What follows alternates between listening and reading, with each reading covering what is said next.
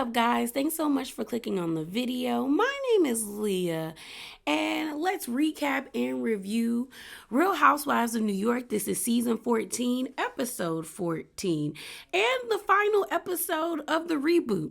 And then the next two episodes we get is the reunion. So let's get into it. So before we get into it, y'all, we gonna get a little spicy, just a little. And we have four things I want to talk about, four spicy topics I want to talk about. First one up is shouts out to Jessel for being on the cover of Rolling Stone, sis. Come on, Jessel. Come on, big Jess.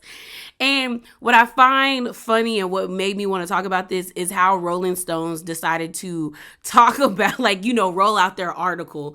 So pretty much they said this: Bravo's reboot of Real Housewives of New York City featured fashion icon Jenna Lyons and a Trumper, but a fashion publicist truly stole the show. The Real Housewives of New York City is the Jessel Tankton's show. First of all, they did not have to air out Aaron like that. I know Aaron was at home somewhere punching the air like, how dare they? And if you don't know the team, well, I'll say alleged because I don't have the audio, but when the season first premiered and, everyone started doing their Googles trying to figure out okay, who are these ladies? Let's see who they are. People found out that Aaron, allegedly, it was a podcast. I can't remember which podcast because, there's so many of the Bravo podcasts. There was this podcast group or this team.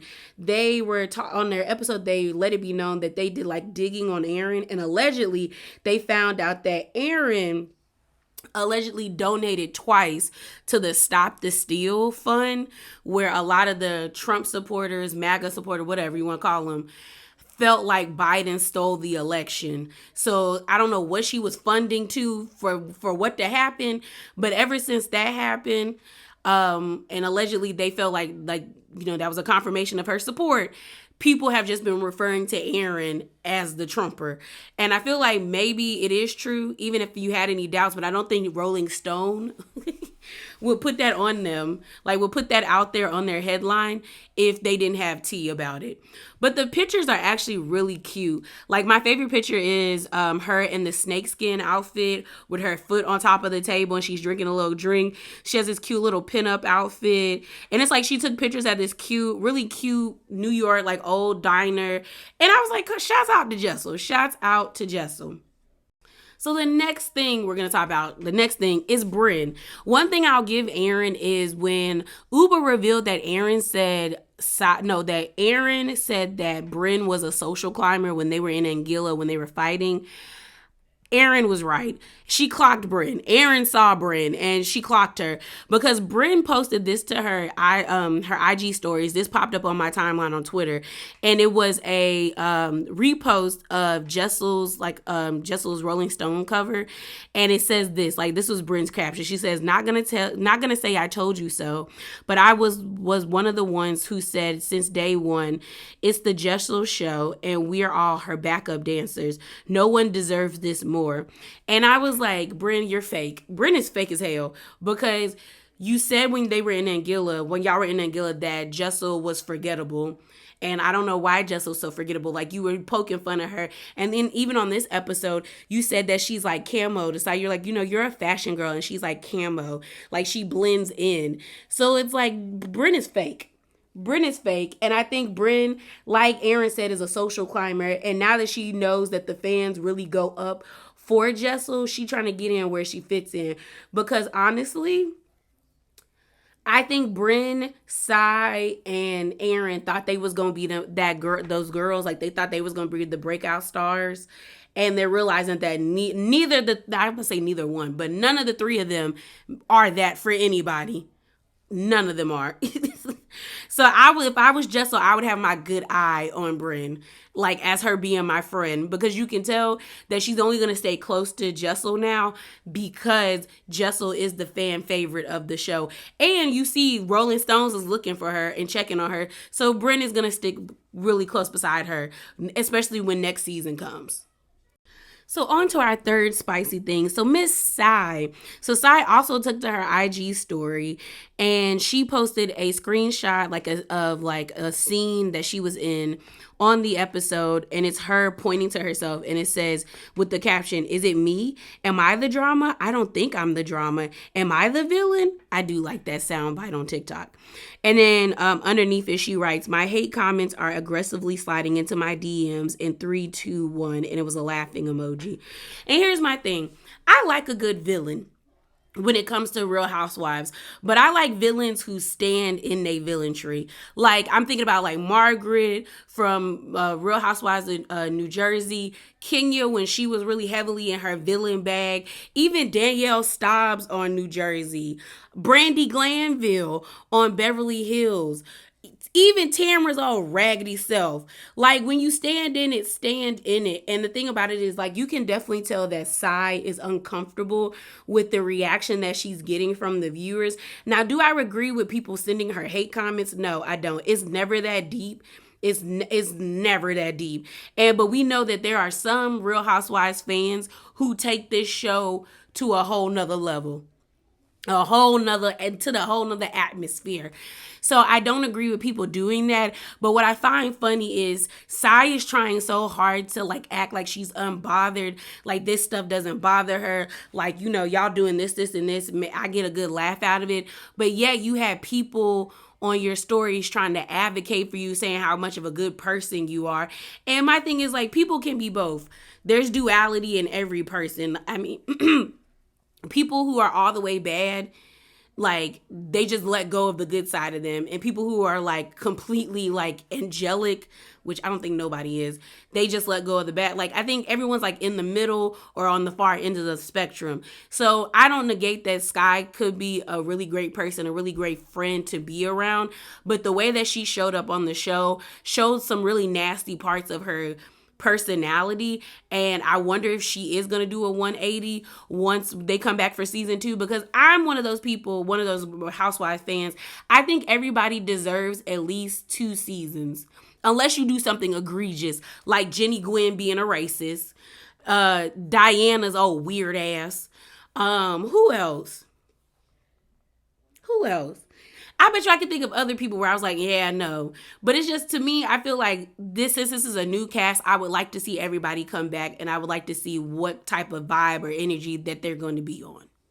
So the last thing we're going to talk about is Pavit. Pavit gave us an update video of him going over to Vietnam, and I'm just doing this update video basically because I talked about it in my last Spicy Corner, where Pavit was explaining what he was doing and why he was going to Vietnam.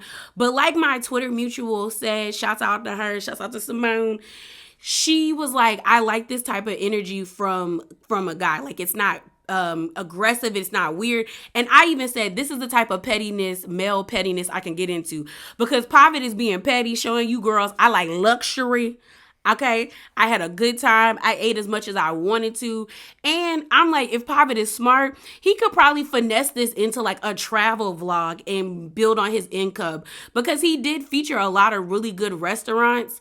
And like, I was like, okay, I like it. I like Pavit. So let's play his video, and then we're going to get into the review. The trip in question starts with Cathay Pacific First Class, kicking off with a quick swig or 4 of Krug champagne and caviar served with a mother-of-pearl spoon. You definitely won't find any Pringles here. Dinner starts with a soup starter, main course, and a cheese plate to finish, since we all love cheese so much, right?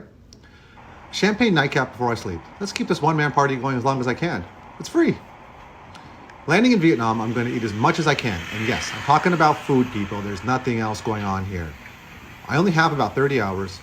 So I'm going to start with 2 banh mi's from stop number 1. The first is a traditional mixed meat banh mi, and the second is pork meatballs. NYC just can't touch this. It is so good. Vietnam and Saigon in general is a street food capital, and I love exploring. So stop 2 was a random find serving bun thit nun, which is a vermicelli noodles served with barbecue pork patties, spring roll, and a sweet and sour fish sauce. Absolutely amazing. Stop 3 is what I think is a much better but lesser known version of pho, mun bo, which is a spicy beef and pork noodle soup. Stop 4 was tableside Vietnamese barbecue with goat testicles on the menu for the adventurous. I'm not sure it actually tastes better than it looks. Stop 5 was fresh seafood, including crabs and scallops, and another adventurous dish, baby duck eggs.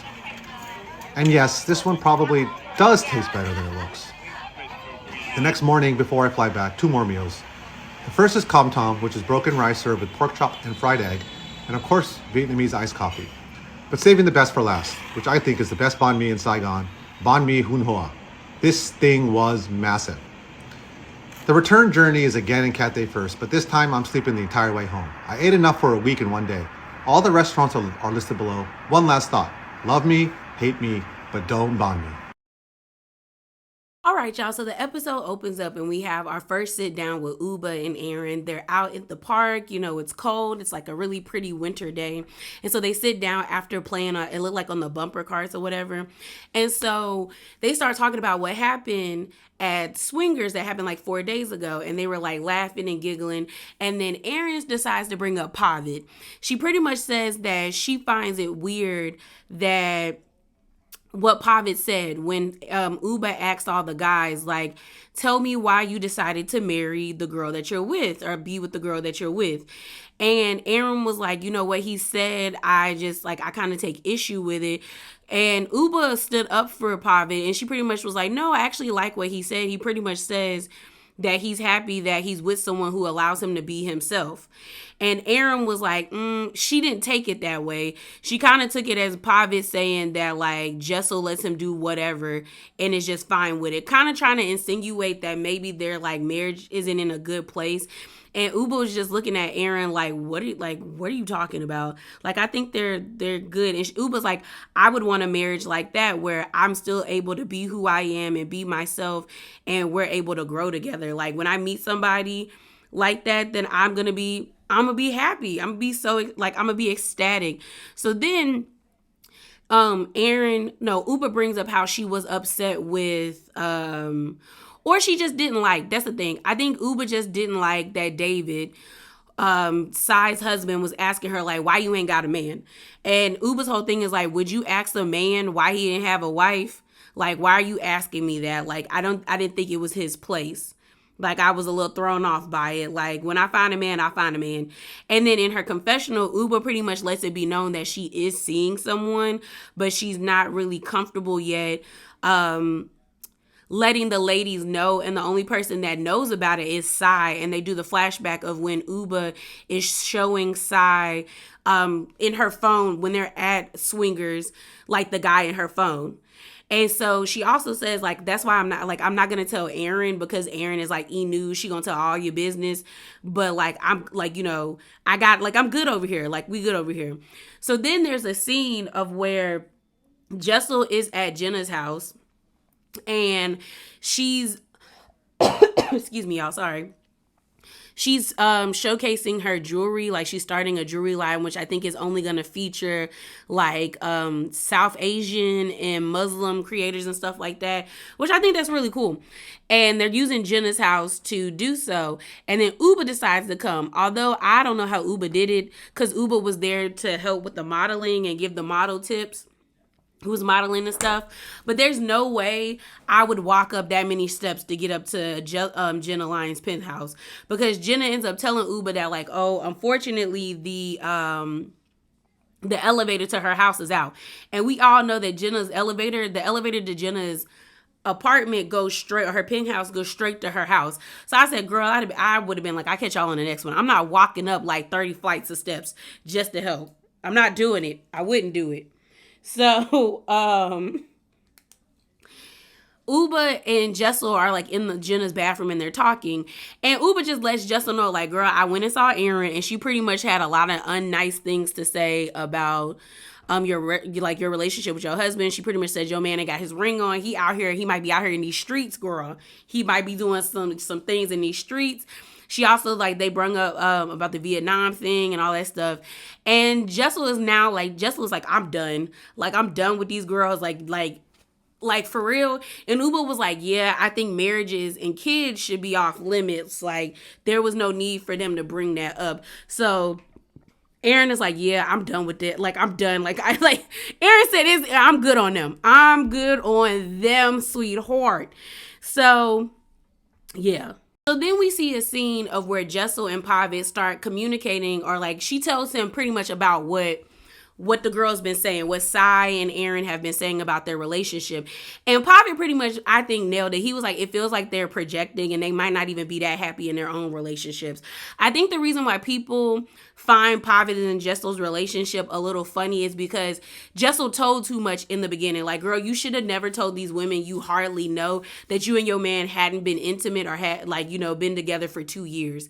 Granted, I kind of could understand, like, y'all had twins. You had the whole IVF situation. You weren't feeling very comfortable in your body, but it's like you don't know these ladies. You don't know how, like, you don't know if you can really trust them, and you got bit in the butt for it because they've been talking about you this whole entire season, which in all actuality worked out in your favor because you on the cover of Rolling Stones, Big Jess. But it's just kind of like, yeah, like, girl, you should have never, like, you don't know them to be telling them your business like this. And I think the problem that, like, is weird to them is, like, you see who Sai and Aaron are married to. Both of their husbands told them if they didn't have sex in 2 years, I'm chucking the deuces and I'm jumping on somebody else, or we're getting a divorce. Like, and it seems legit that Pavit and Jessel really did have a friendship before they got married. Like, I think it's probably easier for Pavit to be like, oh, we're not having sex, but we were friends for so long where we didn't have sex, where this is okay. And same with Jessel. So I think that's what's throwing people off is that they, like, because I really feel like couples go through dry spells. And if the basis of your relationship was a friendship, there was a time before y'all got together that y'all weren't, like, romantically together. Y'all didn't have any physical relations. So, like, if there was a period where y'all aren't doing it, you might be okay with it. You might be have some of your concerns, like, well, what's going on? You don't like this no more. But it might not bother you as much as it seems to bother Abe, Abe, Aaron, David, and Sai. So the next scene we get is of Aaron and Sai going to the beauty supply store, and they're trying to find, like, I guess wigs or whatnot at for Brynn's birthday party for her eyes. I think it's Eyes Wide Shut party. You know what's funny is, like, I've never seen that movie, but I know the reference and I know who's in the movie, but I've never really seen the movie in its entirety. I've seen, like, maybe 2 clips of it, but I've never seen the whole entire movie. But basically, they're at the beauty supply store and they're talking about what happened at Swingers as well.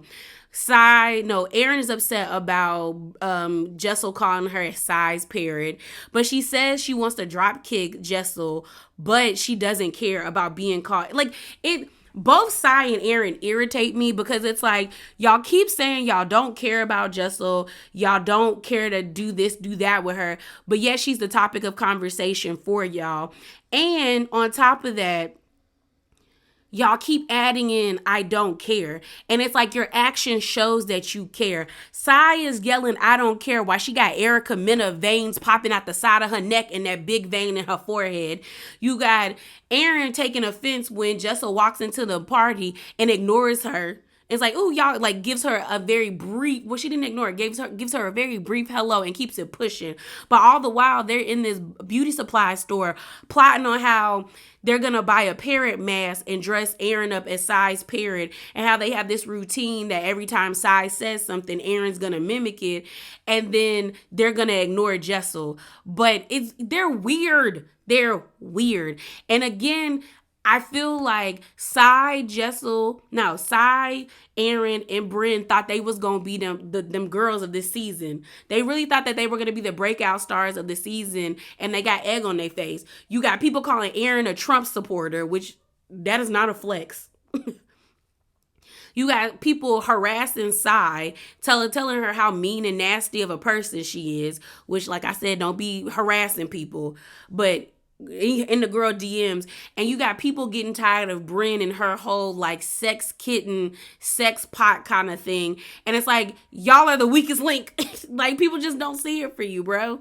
People just don't see it for you. So while they're there, the conversation switches from Jessel to Aaron telling Sai about how Uba was upset with Sai's husband David. Sai's funny, like she was giggling and kikiing. Her demeanor shifted so quickly. Like Sai is definitely my man, my man, my man type of girl, because she was being spiteful by spilling the beans about Uba having a man, because there was no need for her to tell Aaron that information. She ends up being like, in her confession, like, everyone loves David. David is so kind. Like, like my friends love David. He loves my friends. He would never offend my friends on purpose. Like, oh my gosh. So then Sai decides to be like, well, she's fine. She's good. She has a man. She's seeing someone. And so Aaron is taken aback, like, what do you mean? She was like, she's seeing someone. And then Sai tries to clean it up in her confessional where she's like, oh, I shouldn't have told you that. But like, yeah, like that's her personal business. I shouldn't have told you that. But she's fine. She's fine. And she's smirking about it. And it's like, girl, you're that vindictive. You being that spiteful because someone voiced that they had grievances with your husband. Like, Sai is definitely my man, my man, my man type of person. Ugh. So we're at Brynn's eyes wide. Is it eyes? Is eye wide shut, or is it eyes wide open? We at her birthday party, and pretty much, Brynn was being messy the whole entire night. I was like, "Girl, are you? Was production telling you to do this, or were you just that thirsty for something to pop off at your birthday, girl?" Because Brynn was trying to get the party started, so we have this brief like exchange between David and Uba. David apologizes to Uba. It seemed like a sincere apology. But what I peeped was the way David was hugging Uba. Like that was a very like around the body type of hug, not even like a church hug type of hug. I said, the boys are smitten with Uba. The boys are smitten with Miss Uba, y'all. The boys are smitten with Miss Uba. And I loves it. I loves it. Y'all should have been worried. Y'all talking about y'all worried about Brynn. You need to be worried about Uba, but Uba probably don't want none of them men. They don't even got they ain't got the fire that she needs. But so that happened. So everybody's at the party except Jessel and Pavit. So, like I said, Brynn was being messy trying to get the party started the whole entire night. She goes over to Sai and is like, so what you gonna say when you see Jessel? And Sai's like, I don't see her. Like, basically saying, hitting the Mariah, I don't know her. Like, who is she? Like, I don't know her. And so, Brynn makes that camo comment where she was like, she blends into the background. She's like camo. She blends into the background. You're like a fashionista. And then Sai says something about like, one-on-one, me and Jessel just don't mix. It's not my jam. But like in a group setting, we good to go. So then Jessel finally shows up, y'all. Jessel finally gets there with Pavit. She comes in, gives a cute, hi, y'all, hello. And she pivots and walks away. Sai and Aaron are kind of taken aback by it. More so Aaron than Sai. So Aaron actually goes and finds Jessel in the party, and she basically like, girl, is there a problem between us? And Jessel, at first, I think she was gonna like play it off and try to pay it dust, but I think she was just kind of like, I'm sick of you, and you're not gonna play in my face like you don't be around, like you're not around here actively talking about my marriage. So Jessel was like, yeah, there's a problem. You talking about my husband not having his wedding ring on. You basically told him, you're basically going around saying that my man is out in these streets and he's cheating on me. And Aaron's like, no, I'm just saying what I'm thinking. And I'm like, just because that's what you're thinking does not mean you have the right to say it, Aaron. Like, girl, you are freaking out about the divorce comment at your anniversary with Brynn. So why do you think this is okay? So next thing you know, as they're talking, Sai walks up and Jessel is kind of looking at Sai like, why you over here? But then Aaron ends up saying, well, you called me a parrot. And Jessel was like, because you are. Because every time me and her get into it, you got something to say. And Aaron was like, I didn't even say anything when we were at Swingers. And Sai was like, yeah, she didn't even say anything, Jessel. So then Jessel was like, Sai, I don't even know what your issue is with me. And then Sai said something along the lines that's like, there's no issue. I just don't want to be best friends with you. So then Jessel tells Sai, and neither do I want to be your best friend either. And it was funny how Sai's face got cracked. Like, it was like she didn't like, she was like, oh. Like, she was taken aback that that girl was like, no, I don't want to be friends with you either. Like, the feeling is mutual. Like, what are you talking about? So Jessel ends up telling Aaron, if you want to have a conversation, we can have a conversation, but I'm not having that conversation with her around. Let's go get a drink. Let's go get a drink. She kept saying it like, let's go get a drink. And then Sai kind of got the hint that like, oh, that means she ain't want me around. So Sai goes to the bar where Jenna is. By the way, Jenna to me had the best mask. Like, the butterfly mask was beautiful. Like, I would love to see that on somebody that has like this really cool ball gown or like a butterfly tuxedo. I really like the outfit. So while they're at the bar, Aaron has the audacity to tell Jessel that she's lashing out and that she, like, you know, I've heard you say things about me, saying that you will be taking notes, writing like things about me on a notepad. And Jessel was like, I don't write things about you on a notepad. Girl, you write it in your phone on the notepad. Stop playing, Jessel. But Jessel was like, what? And Jessel was like, I'm not raising my voice, so how am I lashing out at you? And I was like, yeah, how is she lashing out at you? And the audacity for Aaron to say that Jessel is lashing out when we've seen we've seen Aaron get like, she got mad about the cheese plate. And that was the first episode of getting mad at Brynn and them having a conversation. She got mad about the cheese thing. She got mad about Sai leaving. Like, if anything, ma'am, you the one that be having issues and be lashing out at people, sis. So while they're talking, you have Brynn. And like I said, Brynn is messy. Brynn is messy because Brynn comes over there while they're talking, and Brynn is telling Jessel to like stand up for herself. And I felt like Jessel was standing up for herself. Like, she was telling Aaron about herself. And then Jessel was like, just because I'm not yelling or cussing people out doesn't mean like I'm gonna keep it cute and I'm gonna say what I have to say. Then Brynn tells Jessel, like, you think when you think getting loud means you're getting ratchet. And I was like, girl, what? It's like you want her to get loud and ratchet, Brynn. Like, she's saying that's not the way she handles things. So why are you trying to pressure her into handling those things that way?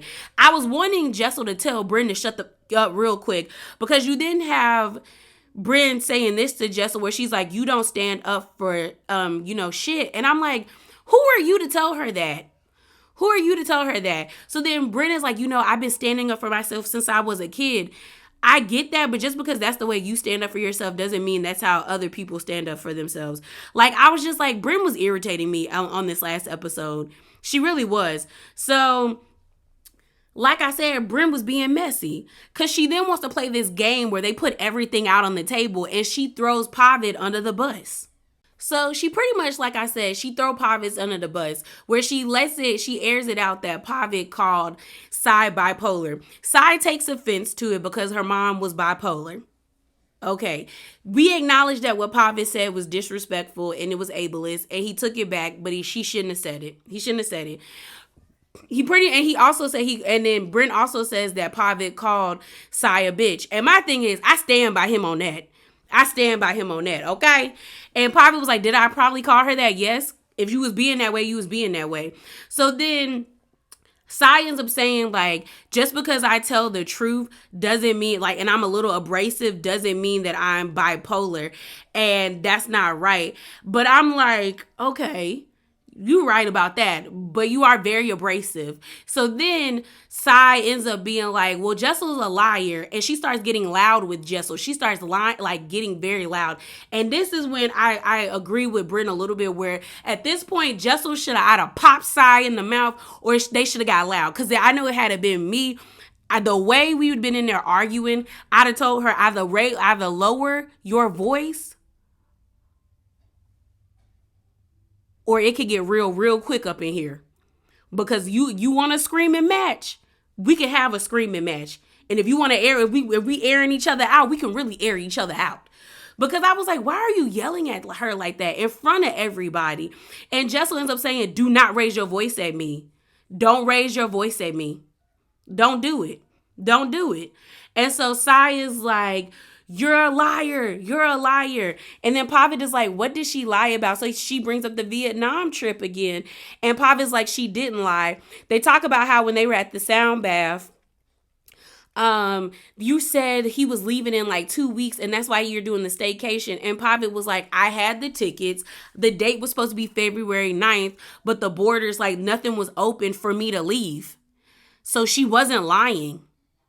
She wasn't lying. So Sai had to be quiet because he was like, she wasn't lying. I had the tickets. I was gonna leave, and I couldn't leave. Like, what are you talking about? So then Jessa was like, you know what? I'm gonna just go find my husband because I'm sick of being around y'all. I am sick of being around y'all. But before Jessel leaves, Uba gets up to defend Jessel and Pavit, where she's like, why does this Vietnam thing matter? But then you have Sai being, it doesn't. I was like, clearly it does, because you're getting very angry and you're getting loud for no reason. You look crazy. You look crazy. So again, to add to, Brynn's messiness, as they're eating cake after they cut the cake for Brynn ends up saying, Uba, who you on the phone with? I heard you got a man in Connecticut. And baby, the way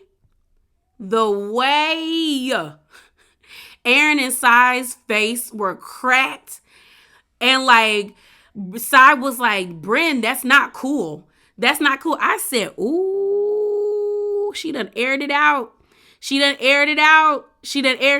Brynn is like, what's not cool? Like, all I said was like, her man's in Connecticut. And so then Jenna gets up and she sits down beside Uba, and she was like, what are they talking about? Connecticut. And Uba lies and says, I don't even know where Connecticut is. But then they do a flashback when they were in Anguilla, and like Uba says she likes to travel up and down, going to Connecticut, going here, going to New Jersey, and all of that stuff. So she knows where it is. So Brynn and Uba sit down, and Uba tells Brynn, like, girl, I'm going to circumcise you if you don't shut up about Connecticut. Like, shut up about Connecticut. Like, let it go. And you got Sai and what's her name? And Aaron on the other side of the room trying to be like, that's not okay. And Uba's pissed. But Brynn is like, you can't be mad at me because I wouldn't have known if Sai wouldn't have told me. Sai was the one that told me about it. And we find out that they went out for Brynn's birthday at like that some restaurant that Brynn likes to go to. And they were basically like, this is the circle of trust, blah, blah, blah. And they ended up, Sai ends up spilling the beans. Sai ends up telling them that Uba's man is in Connecticut, that like what he does for a living. Like, Sai let the cat all the way out the bag. So Uba is irritated. Brynn keeps saying, like, Sai keeps saying, that's not okay. That's her own personal business. But if that's her own personal business, why did you feel so comfortable telling her business? Like why did you feel so comfortable telling her business, Sai? And if I was Uba, I would be mad at Brynn and Sai. So, like, I don't get how Sai is escaping, like, ownership of, like, telling that lady's business like that, you know? So, you see Aaron, Sai, and Uba in the corner, where Sai is pretty much being like, yeah, I was wrong for telling her, but, like, I was like, keep it in the vault, like, circle of trust. So now Sai is like, I let Uba down and Brynn let me down. Girl, what? So then Brynn goes over there and being like, well, you said it on camera, so I don't think it's that big of a deal. Like, we can talk about it because you said it on camera. Like, you said what you said on camera. So then Sai gets mad and she's like, I didn't say it on camera. And then she just dropping F-bombs, like, F you, Brynn.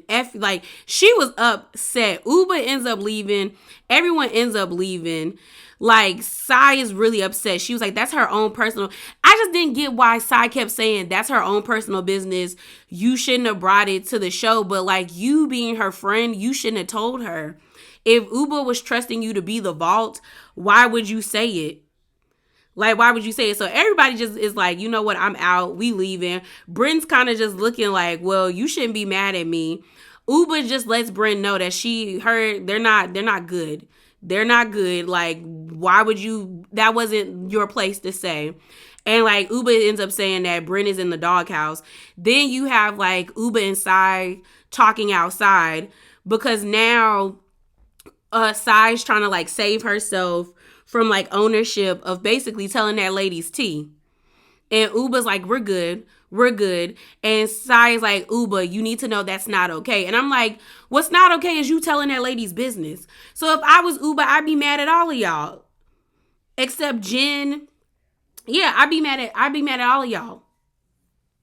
Except for Jenna, Jessel, and Aaron. Because even though Aaron knows the tea, it's not Aaron's fault that she knows the tea because Sai told her.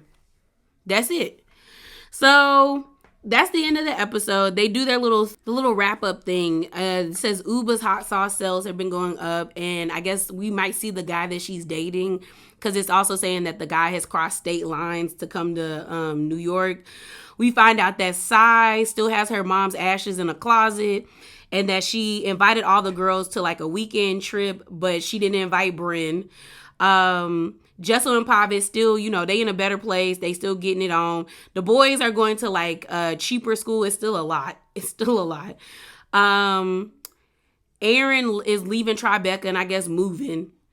And then you have Jenna. Jenna got a new boo. She's not flying coach. And then Brynn, I think, is freezing her eggs in Switzerland. And that's about it. If I had to give a score for this reboot, I would give it a C. Like a 70, a very like a C. There were good moments, there were dull moments, there were okay. But I think for a reboot, it did a pretty decent job. So a C, which translates to a number 7. But yeah, y'all, that is it. That is all. Remember to be bravely authentic and hop down in them comments below.